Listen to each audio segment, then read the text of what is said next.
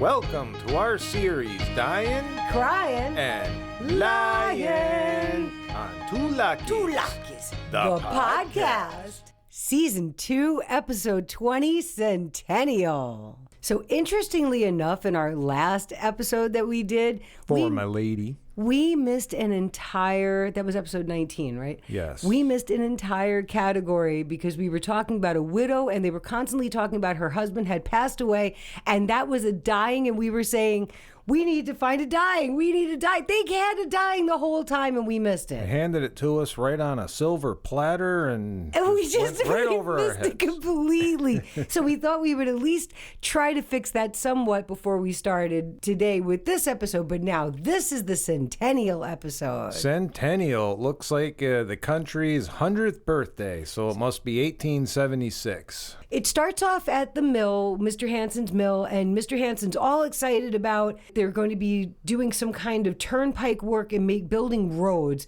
And he was saying that was going to bring extra prosperity because it would be easier to travel and it would be easier to bring goods and services and do things in the world. And that was going to make everybody have more money somehow. And we were also introduced to a new character who looks like English is definitely not his first language, but I didn't really catch his name. I didn't catch his name, but he's happy. And when he hears about the Centennial, because Laura and Mary come running over from school and they're all excited, they're doing a Centennial kind of celebration at school. And they have the flag, but they need a flagpole. And they were asking Mr. Ingalls, who's their father, to make the flagpole.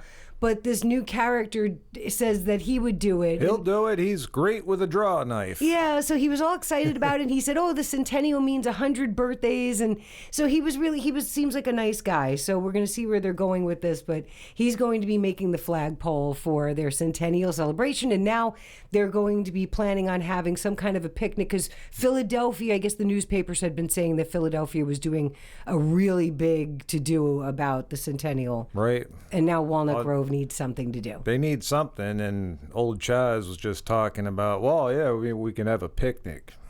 Well, it's better than, Mr. Hansen kind of amped it up a little bit when he was talking about, we got a band and we'll get fireworks. And yeah, he was really like doing it up big. But I guess it's better than just sitting around and treating it like they're doing nothing. I don't know how to feel about it. But they're doing something. Well, the writers are keeping us entertained while we're in between categories right now, because we got the pipe report. Pa's got the pipe at home, and he's got a new shirt on. He has that new shirt that's just cream colored with no pattern. It's a new look for him. The season 1 shirt must be in the laundry. But they're either that or it's getting stitched together again. They're sitting around the table, and Mary looks like she made a pattern, a sewing pattern. A large paper sewing pattern, yep. So she's going to be working on that, and Laura's super excited, and Chaz is excited about the progress of the country and all of these new roads coming along, and everybody is just happy and super go-lucky.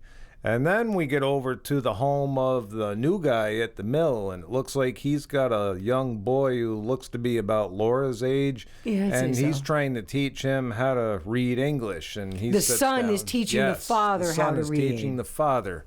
And we found out they've been in the country for 6 months. They've been in Walnut Grove for 4 months, and he's super proud that he's going to be making the flagpole for the country's... He feels that it's an honor to be chosen to make the flagpole, which I thought was nice. So it looks like everybody's super go-lucky right now. I'm really interested in the fact that this child, 6 months in this country, is so good at English. So, he's fluent. He doesn't have nearly the accent that the parents do.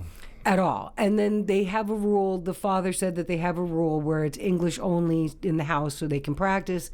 And he has been practicing with his son, helping him reading words from a book. And then his son tells him what the word is. But his son really seems like he is a native speaker of English compared to his parents. Well, sure.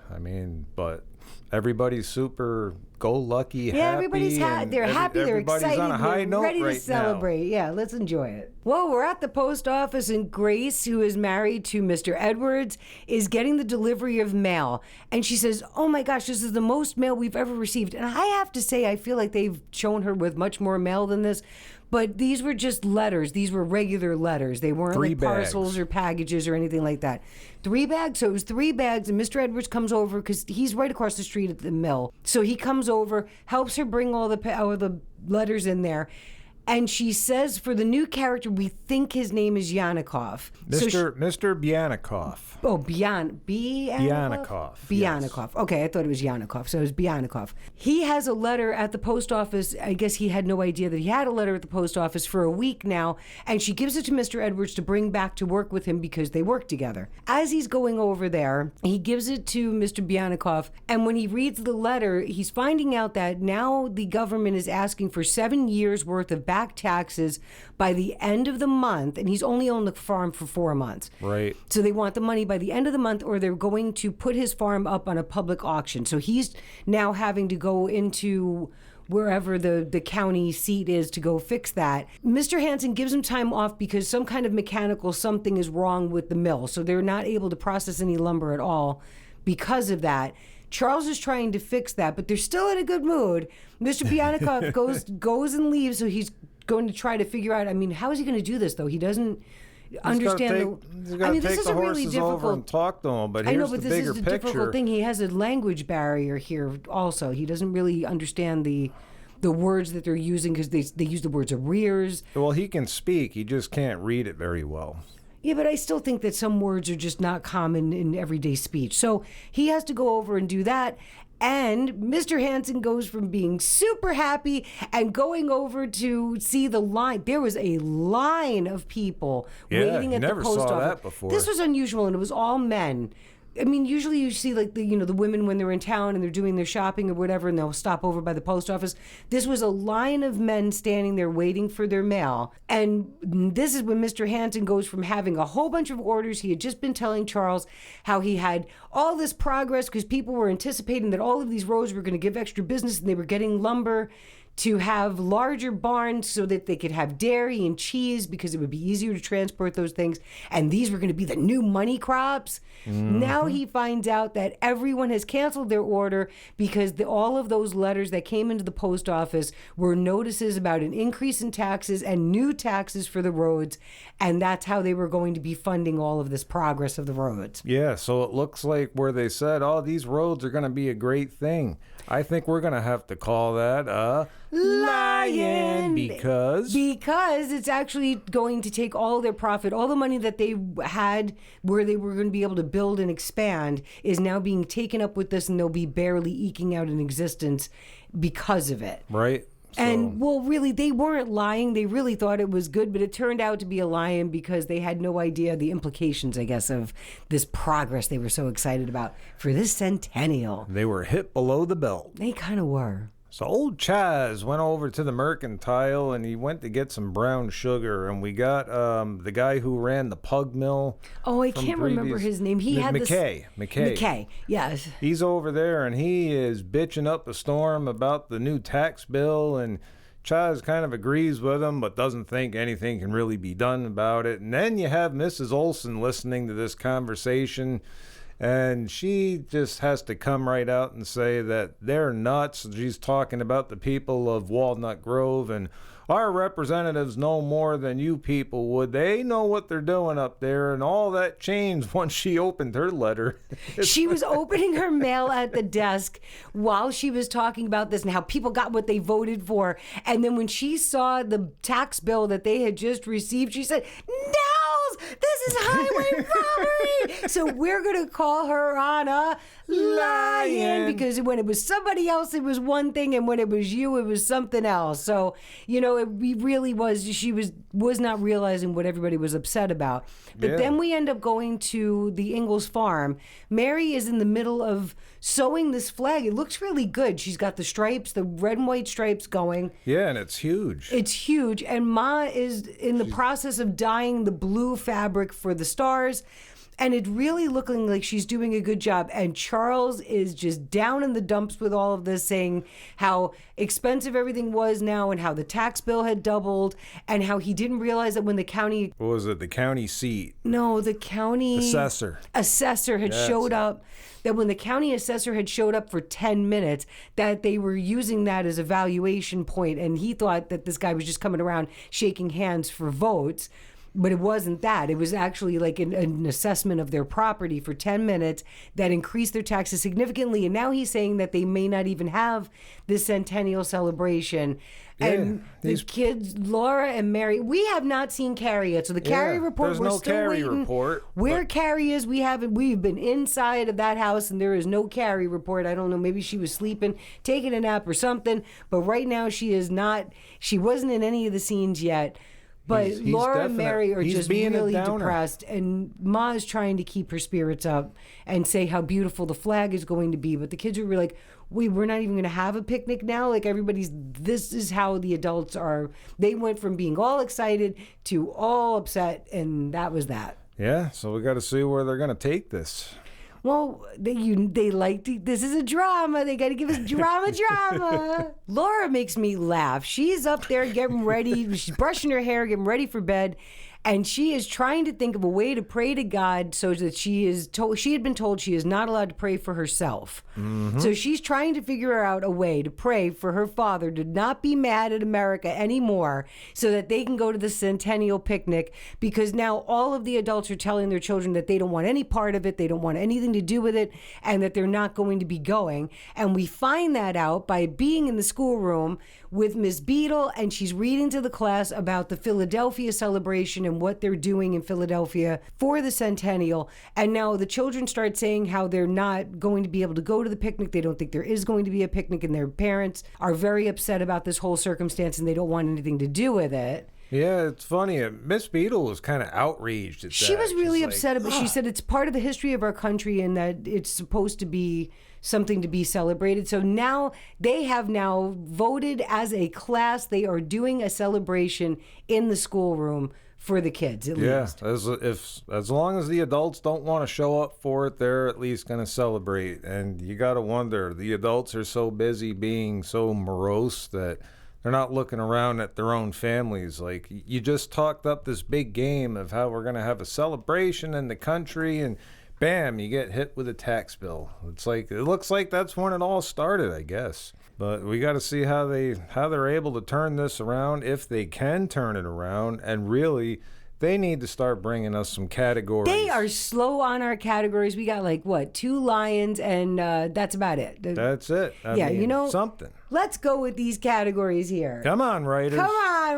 We know. Come on, you're in there somewhere. So as it turns out, Mr. Edwards shows up at the Ingalls farm, and he's got Chaz's letter that he tried to mail out, and he just gave it back to him and said, no, this county assessor, and who we find out later is the deputy assessor, is actually going to be in town and hold a meeting for everybody and talk to everybody one-on-one. So they get to go and air their grievances, but boy, this is just not going well for anybody.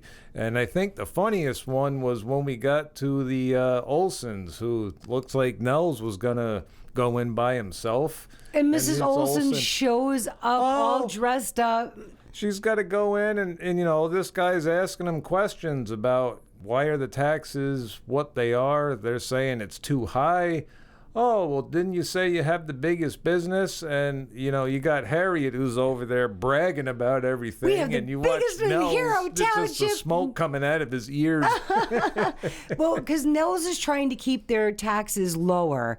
And while she's over there telling us how they have this and they have that and they have plow equipment and all this other stuff that Nels considers inventory, it's still considered property that's taxable. And because they have this kind of property tax at the time, they're going to end up paying a lot more, because now this guy is over there writing and smiling. And I want to know, why there are people who, this guy's acting like he's getting all this money for himself. He's over there happy that everything that the He's acting Olsons like a have, kid on Christmas morning. yeah, he's like, you have 4 plows and this many harrows and all this other stuff, and that he's writing all this stuff down because their tax bill is going to be going up, and he's acting happy about it. Why would you be happy? I don't get it.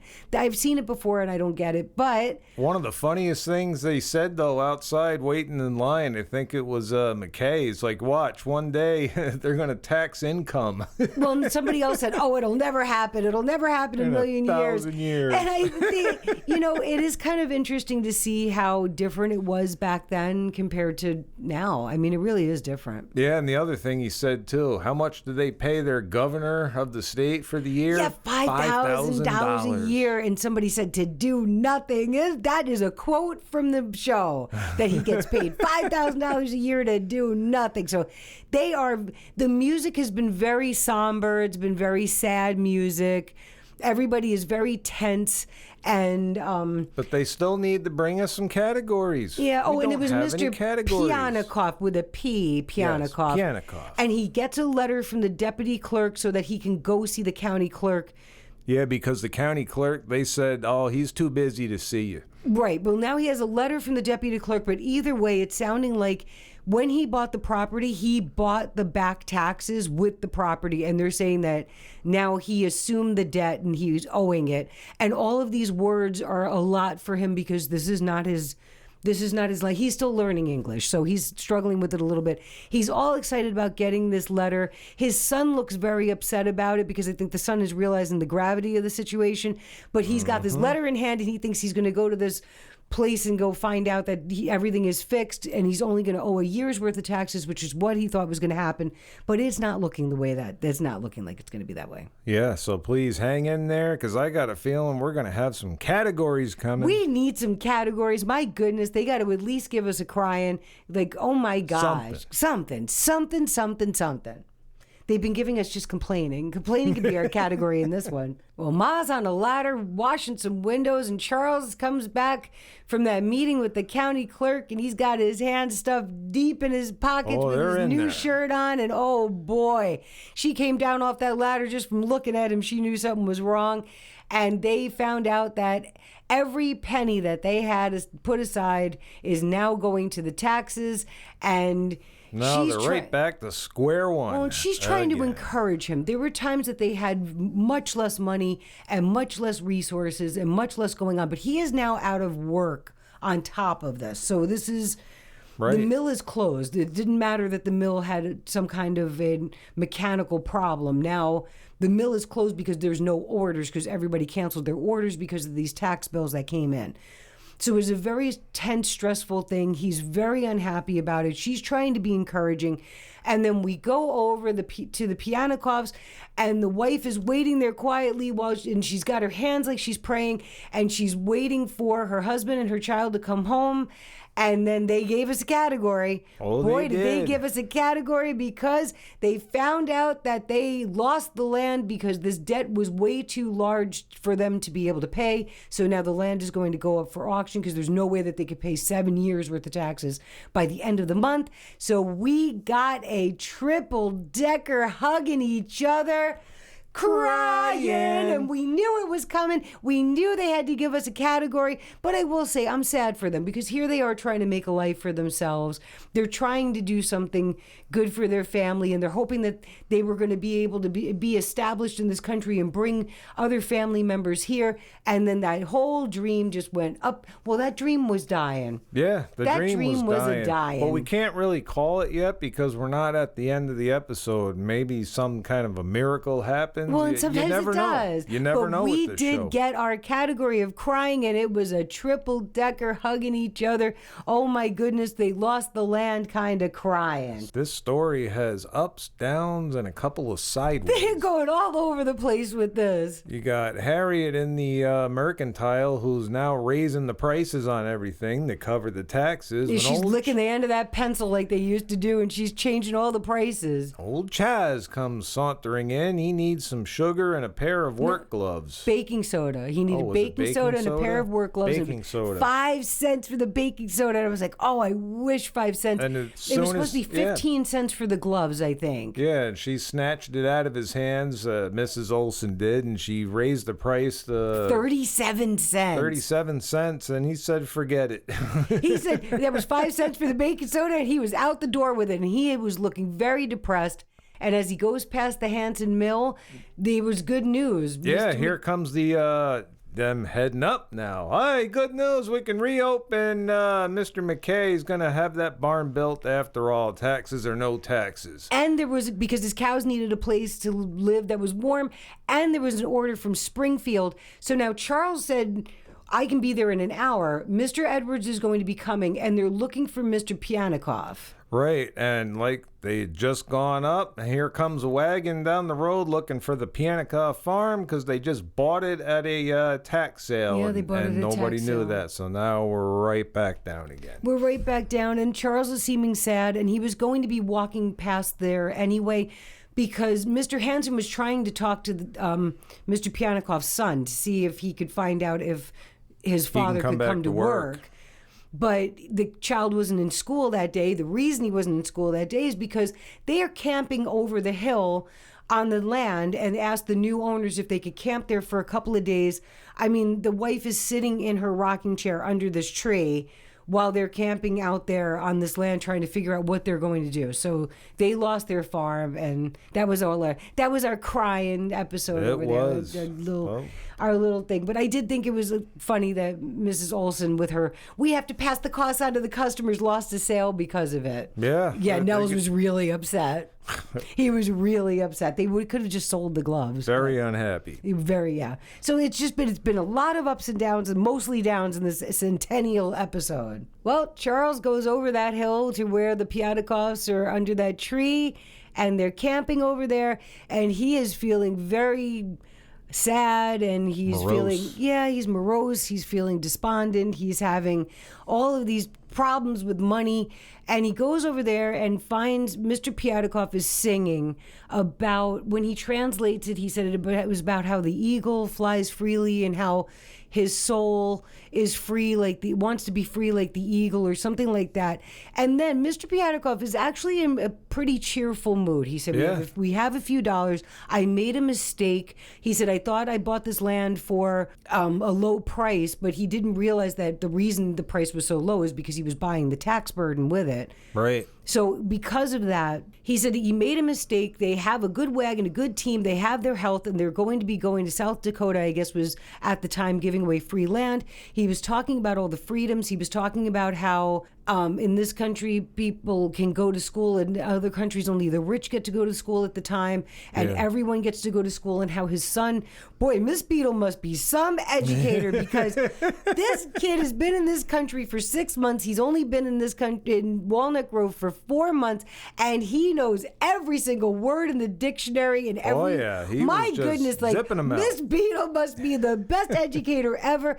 And then Charles actually gets a little misty-eyed, and I'm going to call it a crying, because he sees how this man is so positive and so feeling like he could have an opportunity still, even though the things were going bad now, that he felt that there was some kind of positive thing in the future and something to look forward to, and that he had everything that he needed to be able to do that. And Charles actually felt that he was being a little stingy, and so he called himself selfish, right? Yeah, he did. And this is part of the roller coaster ride I was talking about earlier. They've got us going up, down, and all over the place. Up, down, and over and out.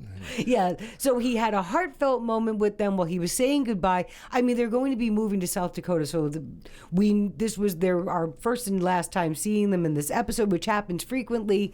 Yep. They bring in characters, and and you very rarely see some of them again. But they're on their way, and now Charles is just feeling like he got encouraged by them when he was the one who was trying to encourage them. Yeah, so let's see if they bring this on a positive note. Well, it is supposed to be the Centennial, so let's see what happens. But they've got us all over the place. So Chaz is in his barn now. He's there with Ma, and he's raking up a straw, and he's trying to tell her how his whole attitude has been horrible, and this is a fine country and a great country. And it took Mr. Piatikoff to tell him that. Yeah, Yeah. or to make him feel that way. So she's telling him, you might want to go tell the girls your change of heart because they're pretty much afraid of you right now and afraid of making him angrier than he already is. Well, and they he's were like, afraid have that I been that bad? They were afraid that Minnesota was going to secede from the Union. That's how all of the adults, that's what Ma says, is that all of the adults have been so downtrodden about this taxes and everything else that all of the children are really feeling that things are going way worse than they actually are. Yeah, so he's got to go track down Mary and Laura, who are sitting on a rock by some body of water, someplace Some pond. On the pond, finishing up this flag, and old Pa comes along, and it's funny because Mary especially seemed quite terse. She was really adamant about it, that she felt that they should be celebrating and that this was a big deal and that there were hard times for this country before and we've always come through it, and that feeling this way just over taxes was, she felt, not enough of a reason not to have the Centennial celebration. Yeah, so instead of Chaz telling him that he had actually changed his mind about the whole thing, he let them believe that their speech to him pretty much convinced him that, you know what, I think you're right, we need to celebrate.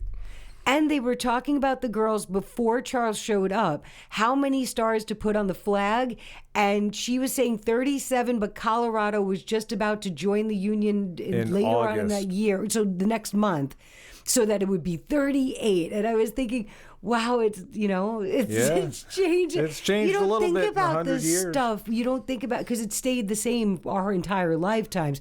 You don't think about the fact that they were having changes constantly back then. Yeah. I mean, they were going to have a change in how many stars to put on the flag just then. And it's kind of funny because after that whole scene, then we go into town, we're in church, and Reverend Alden's giving his whole speech about how people have to remember the good times and not just the bad times. And even though one of their own was really hurt by the taxes and he got thrown off of his land, and in the middle of all this, Mr. Pietikoff and family, he shows up, says sorry he's late. It's like they're trying to keep this wheel moving about how America was so horrible, and he kind of jumped right in there and told the stories of Russia, I think it was, that he mentioned. They had lived in Russia and they had taken away all of their taxes went to the Tsar, he said.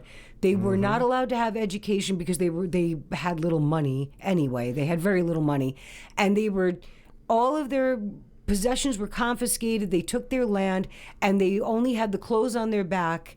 And that's how they ended up coming to the United States. But in the middle of all that, he does tell them that he finished the flagpole, and they're just like shocked by that.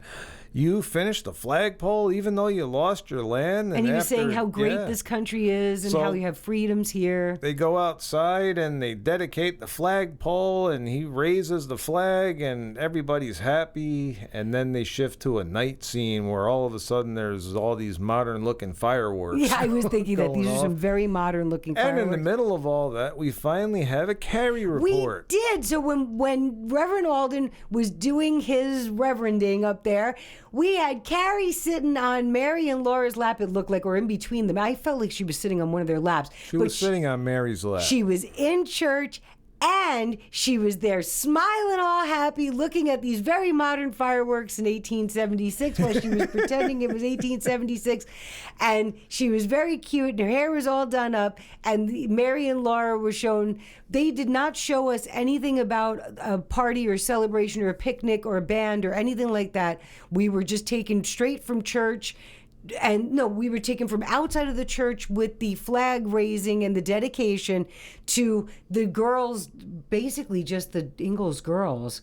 Yeah, watching that's what they focused the fireworks on. And then the showing of the fireworks, which was a much more difficult thing to photograph back then. Like taking a video of fireworks was a kind of a difficult thing, and you can see it because it's a very different kind of look to it. But this episode left me wondering something. What? I wonder if the season 1 shirt has finally been retired, because he wore this new cream colored shirt the entire episode. Yeah, and I can't even say really the season 2 shirt because we're almost to season 3. Well, okay, he has If we're gonna let's have a little shirt discussion here. He has the season 1 shirt, which has a definite pattern on it. It's a red and white striped shirt, but it's faded. And then he has the Christmas shirt, which was like a blue and gray checkerboard kind of pattern. Plaid. Right, a plaid kind of pattern. That is his Christmas shirt, and that was the shirt that Mary and Ma made the same exact pattern shirt from the same exact fabric from the mercantile, because there's not a lot of places to get fabric anyway. And they both made the shirt. So I think Ma just has the 2 shirts and she just rotates them in the wash. But Ma had hid hers so that she didn't steal Mary's thunder. Right. Now we have this shirt that came up. It came up in this season, though. It came up in this season. It was when Ma was out of town with Mary. She was in the middle of making this shirt, which is just a plain white collared shirt. I would say it's cream. It's a plain cream colored shirt with a collar. I mean, but it's his same pattern of shirt, but it had no pattern on the shirt. Yeah, but it left me thinking that we might have a new season shirt. We might have graduated to another shirt. We're almost at season 3, so we may actually we're going to have to pay attention to it. But Carrie was very late to show up in this episode. Yes, very late. But we did have a Carrie report. And we did have the pipe early on. We had the pipe. The fiddle has been a little absent here. We haven't had the fiddle in a while. I think the fiddle makes a comeback maybe in the beginning of season 3, but we'll have to wait and see. Lately, they've only been bringing out the fiddle when there's something sad to fiddle about. I mean, really, he used to play the fiddle all the time. Like, it was a common thing that they did. But with the episode, it did end on a high note, and we did have at least 2 categories. We did. We had Lyin and we had Cryin, and we forgot to call it in the church while Mr. Piatakov was talking about how he felt about this country and how positive he felt about the United States when they were all being really down on it. Almost the entire church was crying. So thank you, writers. You did bring it out. I mean, they thought that Mr. Piatakov's dreams were dying, but he was very resilient. He was very upbeat. So he really was. So thank you, Mr. Piatakov. He gave us some hope. They ended on a high note, so be sure to join us for the next episode, which is called Soldier's Return. Well, we'll see if we saw this one, and I think we might have. We've seen this one. I know I've seen this one, and I promise you there are going to be categories, so make sure to tune in. Yeah, we need the categories, but... And that concludes this episode on Dyin, Cryin, and Lyin on Two Luckies. The podcast. We release these weekly, and there's a whole bunch of them out already, so go check them out. We'll see you the next time. We're out. Two Luckies, the podcast. Two Luckies, the podcast. Two Luckies, the podcast. Woohoo! You stayed! You made it to the end. And our fun fact is, I was realizing this recently. A lot of times we know what's going on in the show by the body language of the actors in the show. So they do an incredible job at just without any dialogue at all. You can look at a character and know what's happening. It's a very good show, and I would highly recommend, if you haven't seen this show, go check it out. They use their from head to toe, they're letting us know what's going on in the script. They did a great job. They really did. So I give an out of people for everybody in the cast. Way to go! Yay! And that was our fun fact. And thanks for staying. We appreciate you. Thanks for staying.